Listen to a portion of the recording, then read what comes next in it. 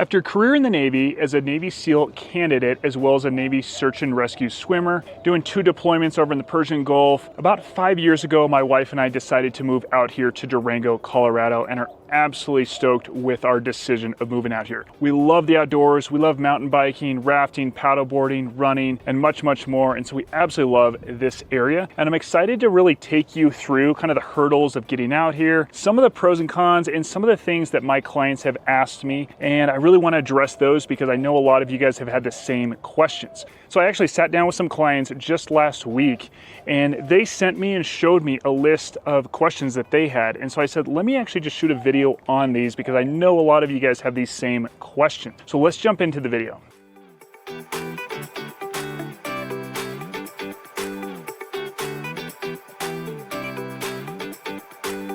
Hey guys, I'm Shreya. I'm John's wife and also a local mom to Durango. I moved here pre-kids, so I got to experience life just in general, and then as well as after we had kids, just trying to see from the beginning. It's been really awesome to just see where to plug in, what things there are to offer to families. So I'd love to share just some perspective with you, just from our family, just opinions, experiences while living here in Durango. First thing that comes to my mind is different areas to live. There's north of Durango, so you have Hermosa and Animas Valley. And so the pros of living in the valley are the views are spectacular. Just driving from town all the way through, you just have views the whole entire time. Red mountains that are surrounding you, and also just all the trails that are available out here. There's some camping available as well. It's a short drive to Purgatory, so if you're into skiing and snowboarding, there's just like a really close proximity to Silverton and Ouray. So day trips or just short overnight trips up there, as well as just like the different four-wheeling that they have available up there as well. It's just a really great spot to live. By the way, as much as I love shooting these videos, I even love helping you more with your real estate needs. So if you're even thinking about moving to Durango, give me a call, text, email, days, nights, weekends. We've got your back when it comes to moving here. And I'd love to put the drone up in the air, give you a drone tour of any areas you're looking at or any properties you're looking at or considering, as well as hop on a call with you, maybe go on Google Earth and really give you a better understanding of the area. Now let's jump back into the video. I'd also say it's pretty close to town. Like other areas surrounding Durango, it doesn't take that long to get into town. So anywhere from 10, 15, 20 minutes or so to get to town. That's a really great perk because you can live outside the city limits but still have all the amenities of town. There's also a really great elementary school that's in the Animas Valley, and it's just nestled in neighborhoods, and so it's just quaint, homey feel. And you also get the views from there as well. And actually, me and my husband love to take our kids there. That we like to go. We've had little picnics there, and we've also biked there before as well. Speaking of biking, there's actually a great biking spot on 203, County Road 203, and a lot of people bike that road because it's not the main road. And then you can also loop around to County Road 250. It's a pretty popular loop for road bikers. Those are just a few perks of being in the valley. There's east of Durango, so in Bayfield, the river area. These areas are great. You can get more land and more house for your money. It's also just more rural. It's more like kind of country feeling. You still get mountain vibes though as well, which is really great. There's still a lot of great views out there as well. So this is like if you're wanting kind of more smaller schools, just a more smaller community feel, this is a great spot to be. There's also a lot more space, like to have animals or gardens, just a more of a lifestyle, including more land.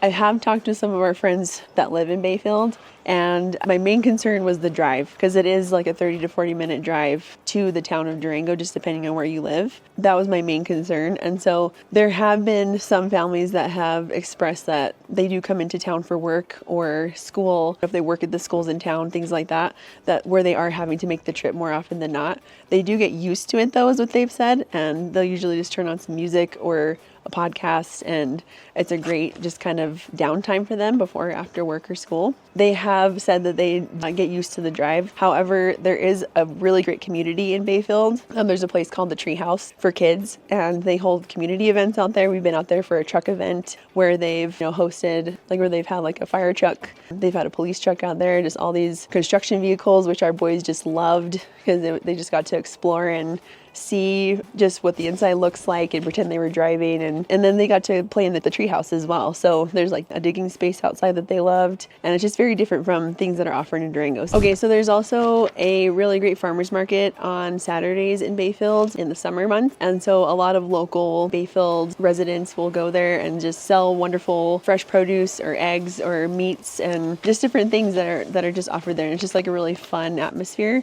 There's definitely a community out in Bayfield that you don't have to go into town if that's not something that you want to do. A lot of people just plan to go into town like once or twice a week just for groceries or different events or things like that. Definitely a wonderful place to live if you're looking for out of town and to get more for your money. So west and southwest of Durango, which is like Hesperus and Marvel, just more ranch land and like rolling hills. So that just means it's just more private. Think like 10 plus acres or so. Like if you're wanting much more land, more on like wells and septic and even off grid if that's something that you're looking for as well. So it's just a different lifestyle if that's just something that you're looking for. There are a few friends that we know that live out that direction and they just have these incredible views of the La Plata Mountains. There's also great hikes and camping that's offered in the La Plata Mountains as well. Also, you have more, like it's like great access to Lake Nighthorse actually, which we love that lake because it's just about 10 minutes outside of town. And you can do boating, you can do paddleboarding, you can swim. There's a cute little beach area for the kids and just family activities. That's a great spot to be. There's people will get season passes and just go to the lake daily or just, every weekend, whatever fits your lifestyle. There's also Falls Creek area. On the way out there, there's a really great pasture area that I personally love having small kids because you don't have to worry about them tumbling off the side of a cliff or something or getting lost or losing sight of them because they can kind of go a little bit ahead of you and you can see them for a ways off. So if they're like on a strider bike or something that's a little bit faster. So I love going out there just for little kids especially. And then there's also more to offer for even older kids or adults where you can go on kind of a more steeper hike or mountain bike trails back there and you get a really cool view on the other side, which actually is the Animas Valley. So it's just over that ridge. So that's just a really great area just in general. And then it also leads just to the Falls Creek subdivision, which is just, it's really dreamy back there because it's just really wooded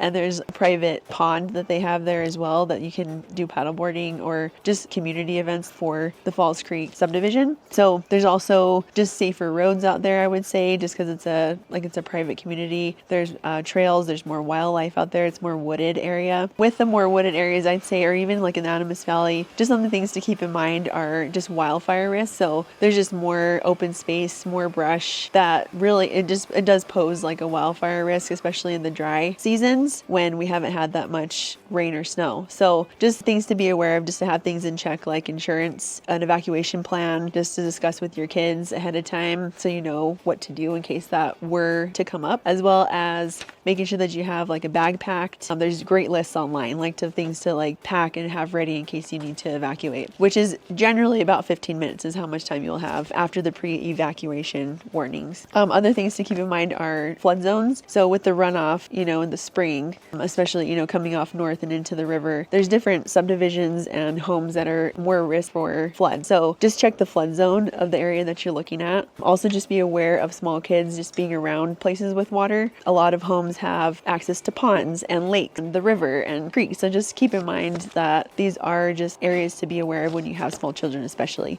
I would say also something to keep in mind is just busy roads and noise. So in the valley, there's a Highway 550 that runs through it. So you get, like the ski traffic and just people that travel, that commute into town to go for work or errands or whatnot. So if you live close to the highway, you will hear traffic noise, as well as the train. So there's the Durango to Silverton train that runs along 550 for part of the way. Just be aware that you will hear the train if you live close by as well. Okay, so another thing to keep in mind about remote areas is internet and cell phone service. So a lot of the time we have to connect to Wi-Fi in order for our phones to work once we get home. So it does work pretty well though, so that's a plus, but it's definitely a different type of service than living in town. Another thing is like with plowing and like when it snows a lot, it just takes maybe a little bit longer for the snowplows to get out there. They're generally usually really good, especially along 550. We haven't actually had an issue with that actually at all. They've been really great about plowing our subdivision as well as 550 itself. So that's been really great. So moving on just to with homeschool support. So we are interested in homeschooling. So that was like a really big value for us in moving out here. What I love is that there are a few homeschool groups that are already started, as well as a friend actually that moved here shortly after us who is interested in starting a homeschool group as well. So there's a lot of interest out here, I would say. And then there's also shared school options as well. So you can send your kids like 2 days a week and they can do like art and music and PE, things like that, like Tuesdays and Thursdays, for example, and then you can homeschool the rest of the time. So there's also like outdoor schools, which I love, just especially having boys and just them being able to learn to just do things outside, you know, and be able to just live in our environment, being in more of a mountain forest environment. So those things are really great. We have some friends that were in the forest school that's in the valley right now, actually, and they absolutely loved it. It was just a wonderful experience for them, and their boys just had the time of their lives. So definitely some options if you're looking to be in that community. I know that they would learn how to build campfires and also how to like milk cows even, or work a ranch, like just kind of the ins and outs of like what it takes to run a ranch. They did some river days where they were down at the Animas River or the Hermosa Creek, and they just did some about the river, like what it does, just kind of what it means to live by a river, things like that. Okay, so concerning the outdoor culture, it's been really great to just get involved with different families who just love being outside, going on hikes. There's really great biking trails. My favorite for kids actually is over at the Three Springs subdivision, and it's called Spurline. And so there's a shorter trail that's perfect for toddlers, and they can just practice on their strider bike. And even when they get to pedals, they can just run that short loop and then slowly move up to the longer loop with us. There's also like some little hills that they can practice on as well. So it's just a great spot like for families to go and hang out. There's also the river trail, which I also love because you can, again, just be together as a family, especially with young kids. So you can either take them in the bike trailer, which we also have and have loved, because we can take them to different parks and they just love riding in that thing. So if they get tired with their own bikes, they can just jump in the trailer and just switch back and forth. So there's definitely options for that.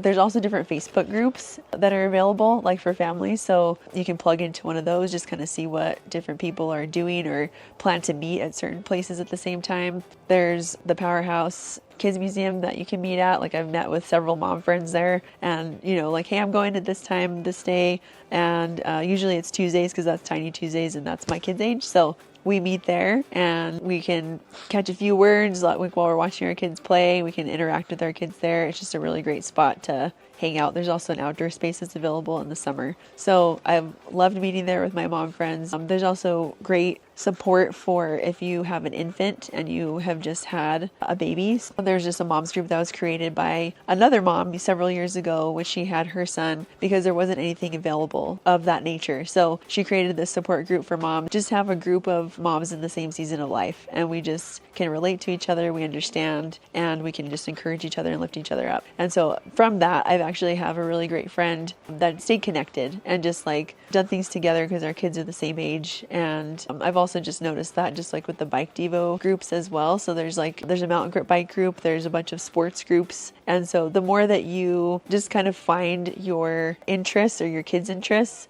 the more you get plugged into people that are like-minded and like doing the same things. And then you can just create this, your own kind of community based off of the things that you guys love to do. So there's also several things like dance and gymnastics available. And so again, you can just take your toddlers there because they have specific times for toddlers. So that's something that I've really enjoyed, is like there's different things tailored just for little kids to go to. So such as birthday party venues or just times at different events and locations where it's just tailored just for little kids. So you can feel safe going knowing that they're not going to get hurt or bumped around by older kids. That's just been a really wonderful thing for us where we feel supported and can have fun. There's also great ski support. So there's like a family pass that you can get where the parents can share the pass. And so either one of you can use it and then take you know, a kid up on a run and then switch, or just different, like whatever way works best for you, or you can just take your kid by yourself, or it's just a really great option for families with young kids. And then there's also great lessons. So the kids have really great programs to learn how to ski and snowboard. There's a great hill in town that's called Chapman Hill. So it's just a smaller ski hill that's just right in town. And there's also a ski rink there as well. So a lot of kids go there because it's just really easy to go to.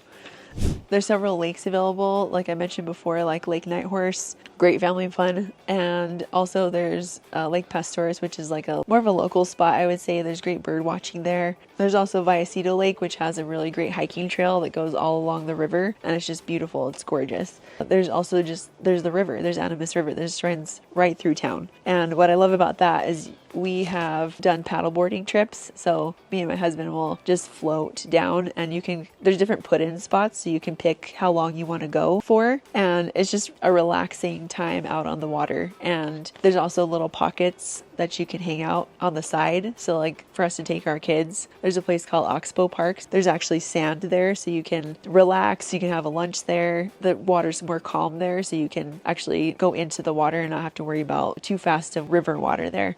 Then I would also like to highlight the healthcare here. So we've found a really great spot at Four Corners Pediatrics, and they've really helped us just in our journey, just having kids here. And it's a really just almost feels like a little boutique healthcare spot. It just feels very comfortable and just really friendly. And like my kids love going there.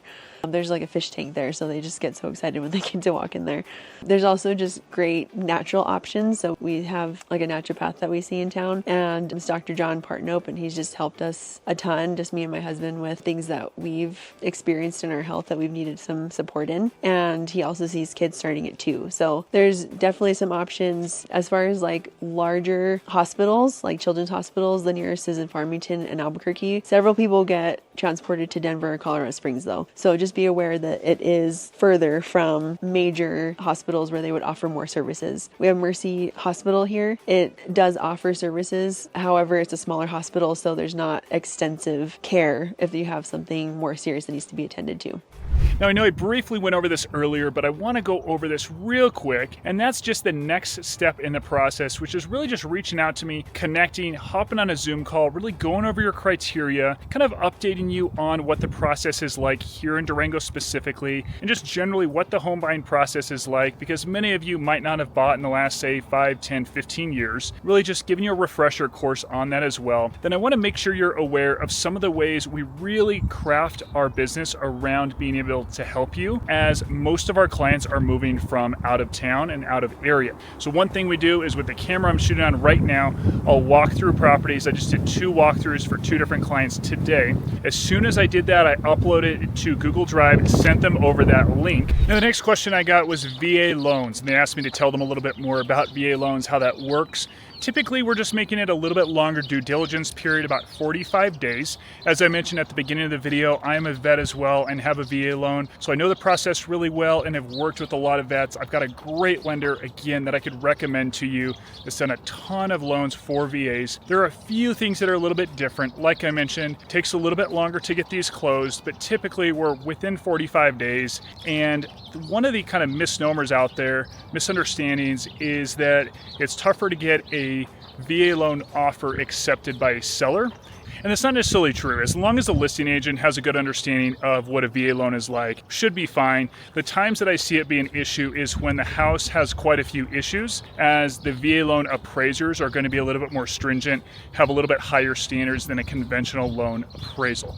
Now let's talk a little bit about your timeline. So let's say you needed to move out here in 60 days, you're ready to buy, you're pre-qualified, maybe you don't need to sell, or you have kind of a backup plan, maybe you'll rent that house, or you'll pull a home equity line of credit off, but you need to get out here in, say, 60 days, and you're asking me, hey, is that realistic? Now, this is, of course, just one example, but I'm still gonna give you a good idea for other scenarios, for example. Now, what I would say overall is it's very case by case. It's depending on what you're looking for. Let's say you're in that $5 million bracket and you're very particular about exactly what you're looking for. Now, of course, it can take a lot longer. Now, you're probably aware of that as well if you're in those higher price points. Let's say you're in that closer to median price point, let's say $750 or even $600 to $1.5, $1.8 million in Durango. I would say overall, it's a lot easier to find something, especially as we're getting into those warmer months, really hitting right about now. Once it starts warming up all the way through, really when you start getting snow on the ground is when listings start coming off of the market. So I would say overall, I've had clients come out here on one trip, find a home, and they were pretty picky. Really, they were able to find something that met the majority of their criteria. So I think it is very doable for you to find something within, say, 30 days of looking, go under contract and close on that within 30 to 45 days. Now, there is one wild card in here that is going to really make you want to jump on this before everything else, that is insurance. So insurance really has skyrocketed in Colorado. It's gone up 58% approximately from 2018 to 2024. And I will say there are some areas here in Durango where they just won't give you insurance on the property. I've never come across one yet, but I have heard stories of some properties where they won't give insurance on those. And there's a lot of variables that goes into that. I've got several really good insurance brokers, so please just reach out to me. Again, feel free to just shoot me a text, or when we hop on a call, I can get you that list of brokers. And I've always seen at least several of them off of this list be able to give insurance on properties that I've sent them in the past. So I always recommend you actually hop on that due diligence item, even potentially before making an offer on the property, or at least as soon as you get that offer accepted, so that you know what you're paying and what insurance looks like. We have had some insurance quotes come in as high as like $35,000 a year. So you really want to be cautious and just do that due diligence right as soon as you go under contract or just before. Now, I want to give a few specifics on how Durango, this just general area, La Plata County, really differs from a lot of other markets as far as some of that due diligence period. So a lot of homes are going to have septic, well, and propane. And I would really encourage you not to be afraid of buying a home with septic, well, and propane. However, some homes are on a cistern, which means it's basically a holding tank for water, and it means either the well isn't producing a lot of water or there isn't a well at all, and you need to haul water in. Now, I would say it's really case by case. I would say don't necessarily stray away from this, but be aware. It just takes a little bit more work, and typically clients are just calling a company, setting them up on a schedule, and having the company haul out water, and then they pump it into that tank, and you don't have to lift a finger. So keep in mind, it is doable, but I have a lot of clients that are really wary of that and don't want to have hauled water. What we'll do in La Plata County is get a well inspection as well as a full home inspection, are typically the two, well as a radon inspection. Now, of course, you have all the inspections, other inspections to choose from, but those are typically where we'll start. You might be wondering, why aren't we doing a septic inspection? Well, the seller is responsible for getting it permitted and pumped in La Plata County. So fortunately, that is going to be a nice savings in your pocket because they are responsible to get that done for you. And that's just really nice compared to some other counties around us. And the next question I got was sell versus rent. Should I sell my home or should I rent it out? Now, so you're aware, if you decide to rent out your home, that amount, that mortgage will not count against you as long as you have a 30-day lease or longer in place.